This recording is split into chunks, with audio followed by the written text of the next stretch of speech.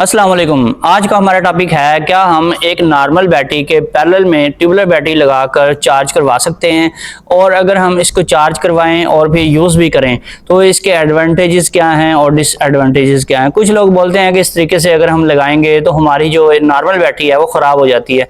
इस चीज़ को समझने के लिए हमें सबसे पहले पता होना चाहिए कि चार्जिंग के पैरामीटर्स क्या हैं दोनों बैटरीज के लिए और किस तरीके से इनका चार्जिंग बिहेवियर है।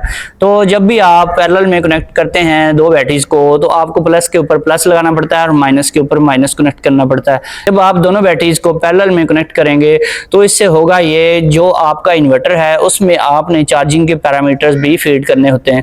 तो जब आप डिफरेंट टाइप्स की दो बैटरीज को पैरेलल में लगाएंगे तो आपको सोचना पड़ेगा कि मैंने नॉर्मल बैटरी के हिसाब से पैरामीटर फीड करने हैं या फिर ट्यूबुलर बैटरी के लिहाज से इसकी सेटिंग करनी है। तो जब आप नॉर्मल बैटरी के हिसाब से इन्वर्टर की सेटिंग करेंगे, चार्जिंग के जो पैरामीटर्स आप उसमें फीड करेंगे, तो नॉर्मल बैटरी के हिसाब से आपने किए होंगे उसमें नॉर्मल बैटरी तो पूरी चार्ज हो जाएगी और सही तरीके से अपनी ग्रेविटी भी पूरी कर लेगी। लेकिन जो आपकी ट्यूबुलर बैटरी है उसके जो पैरामीटर्स हैं थोड़े से वो ज़्यादा होते हैं, वो चार्ज नहीं होगी क्योंकि उसके बल्क चार्जिंग वोल्टेज पूरे नहीं होते। उसके बल्क चार्जिंग वोल्टेज जो हैं वो थोड़े से ज़्यादा रखने पड़ते हैं। अगर आपकी नॉर्मल बैटरी है उस एक बैटरी के लिए आपको 14.1 चार्जिंग वोल्टेज प्रोवाइड करने पड़ते हैं, जो कि आपकी ट्यूबुलर बैटरी है उसको चार्ज करवाने के लिए 14.6 चार्जिंग वोल्टेज प्रोवाइड करने पड़ते हैं। जब 0.5 वोल्ट का डिफरेंस होगा तो फिर आपकी एक बैटरी चार्ज होगी, दूसरी चार्ज नहीं होगी। अब अगर आप जो आपने ट्यूबुलर बैटरी कनेक्ट की हुई है उसके लिहाज से चार्जिंग के वोल्टेज सेट करते हैं, यानी कि 14.6 वोल्ट पे उसको एडजस्ट करते हैं, तो आपका इन्वर्टर 14.6 वोल्ट पे जब चार्जिंग करवाएगा तो आपकी ट्यूबुलर बैटरी बिल्कुल सही तरीके से चार्ज होगी। लेकिन जो नॉर्मल बैटरी है उसको ज़्यादा चार्जिंग वोल्टेज मिलने से वो ख़राब होना शुरू हो जाएगी। लेकिन कुछ लोग इस तरीके से बैटरीज को यूज़ भी करते हैं, उनकी बैटरीज जल्दी ख़राब नहीं होती। उसकी क्या रीज़न है, आइए देखते हैं हम आज की इस वीडियो में। सबसे पहले जब आप ट्यूबुलर बैटरी के लिहाज से चार्जिंग के पैरामीटर्स सेट करेंगे तो आपकी जो ट्यूबुलर बैटरी है वो सही तरीके से चार्ज भी होगी, अपनी ग्रेविटी भी पूरी करेगी। लेकिन जो आपकी नॉर्मल बैटरी है वो ओवर चार्ज होगी और ज़्यादातर वो जो अम्पेयर्स हैं वो ड्रा करेगी स्टार्ट में।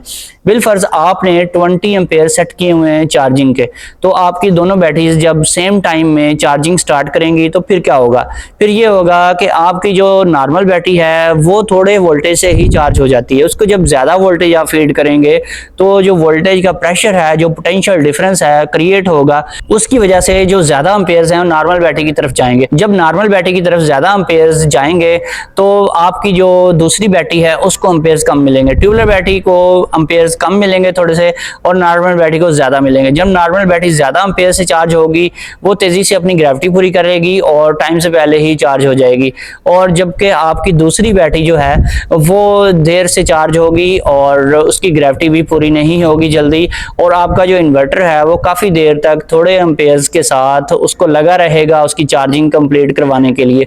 जब आपका जो इन्वर्टर है वो काफ़ी देर तक चार्जिंग को सप्लाई करता रहेगा, जबकि आपकी नॉर्मल बैटरी 1-2 घंटे के अंदर चार्ज हो चुकी है, लेकिन फिर भी वो 6-7 एम्पेयर या 4-5 एम्पेयर वट कुछ भी वो दे रहा है, तो वो ट्यूबुलर बैटरी की वजह से दे रहा है। क्योंकि जो आपकी ट्यूबुलर बैटरी है उसकी चार्जिंग अभी कंप्लीट नहीं हुई, उसकी ग्रेविटी कंप्लीट नहीं हुई, इस वजह से वो डिमांडिंग कर रही है ज़्यादा अम्पेयर्स की।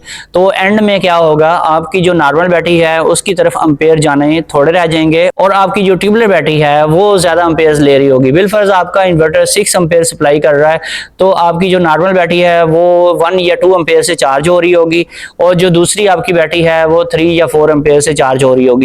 तो इस तरह से काफ़ी देर तक ये सिलसिला चलता रहेगा और आपकी जो बैटरी है ट्यूबुलर जब वो चार्ज होगी तब तक आपकी जो नॉर्मल बैटरी है उसकी ग्रेविटी ओवर हो जाएगी।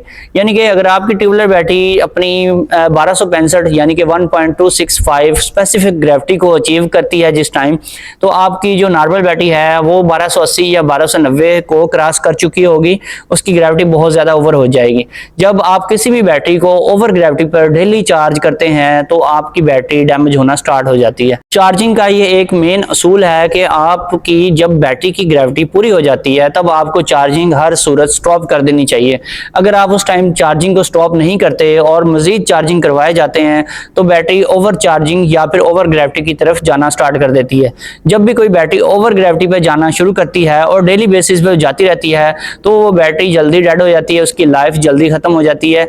उस बैटरी से आपको बैकअप बहुत ज्यादा मिलता है लेकिन उसकी लाइफ भी बड़ी तेजी से खत्म हो रही होती है। पैरेलल में लगी हुई इन दोनों बैटरियों के सेटअप में शुरू में तो आपको एक अच्छा बैकअप भी मिल रहा होता है, आपका सिस्टम बहुत अच्छे तरीके से चल रहा होता है, आपको फील भी नहीं होता कि आपकी बैटरियों के साथ हो क्या रहा है एक्चुअली में।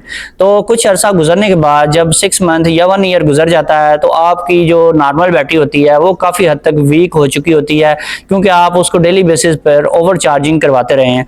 ओवर चार्जिंग और ओवर ग्रेविटी की वजह से उसके अंदर जो उसकी प्लेट्स हैं उनका कार्बन बनना स्टार्ट हो जाता है और वो काफी टूट फूट का शिकार हो जाती है अंदर से। तो आप अगर उसके कैप्स भी ओपन करके देखें तो अंदर से कैप्स भी नीचे से काले हुए पड़े होते हैं। तो जब 1 साल इसी तरह गुजर जाता है तो फिर आपकी जो नॉर्मल बैटरी है वो ना सिर्फ वीक हो जाती है बल्कि वो अपनी ग्रेविटी पूरी नहीं करती। तो फिर क्या होगा, फिर जो आपकी ट्यूबुलर बैटरी है वो जल्दी चार्ज होना स्टार्ट हो जाएगी और जो आपकी नॉर्मल बैटरी है वो देर से चार्ज होगी और ग्रेविटी पूरी नहीं करेगी, अपने वोल्टेज पूरी नहीं करेगी। जैसा कि आप जानते हैं कि हाई वोल्टेज से हमेशा लो वोल्टेज की तरफ करंट फ्लो करता है। जब आपकी एक बैटरी 13.5 या फिर 13 वोल्टेज के ऊपर होती है चार्ज होने के बाद तो आपकी दूसरी बैटरी जो है वो अपने वोल्टेज पूरे नहीं कर पाती, क्योंकि वो वीक हो चुकी है या अंदर से शॉर्ट सर्किटेड हो चुकी है, वो 12 वोल्ट पे रहती है।